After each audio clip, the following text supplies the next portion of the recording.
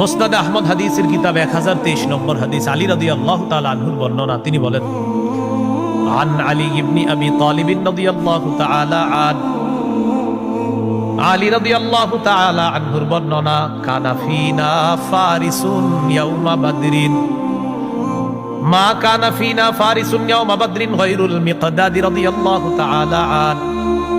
আলী রাদিয়াল্লাহু তাআলা আনহু বলেন, আমাদের মাঝে বদর যুদ্ধের দিন একজন সাহাবী ছাড়া আর কারো ঘোড়া ছিল না, মাত্র একজন ঘোড়সওয়ার ছিলেন, তিনি হলেন মিকদাদ। কয়জন ঘোড়সওয়ার ছিলেন? একজন, তার নাম মিকদাদ রাদিয়াল্লাহু তাআলা।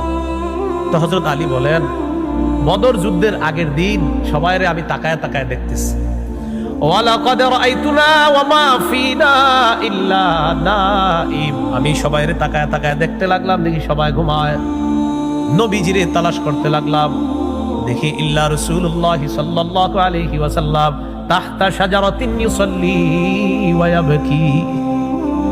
সব সাহাবীরা ঘুমায়, আল্লাহ নবীকে আমি তালাশ করলাম, দেখি আল্লাহ নবী একটা গাছের নিচে দাঁড়ায়া নফল নামাজ পড়তেছে আর কাঁদতেছে। হাত্তা আসবাহা, এই অবস্থায় আল্লাহ নবী সকাল করে দেয়।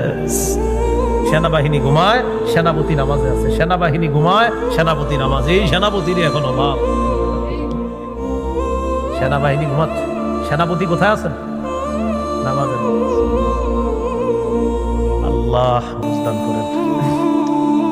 তো বলছিলাম, রাসূলুল্লাহ সাল্লাল্লাহু আলাইহি ওয়াসাল্লাম কান্না করতেছিলেন গাছের নিচে, সকাল পর্যন্ত কান্না করতেছিলেন।